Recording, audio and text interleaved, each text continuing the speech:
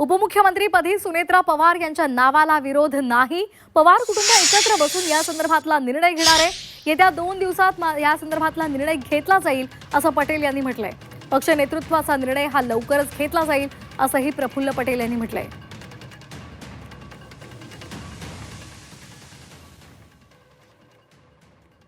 आम्हाला त्यांच्या परिवाराची पार्थ पवार आहे, जय पवार आहे, सुनेत्रा वहिनी आहे, त्यांच्याशी पण बोलावं लागेल।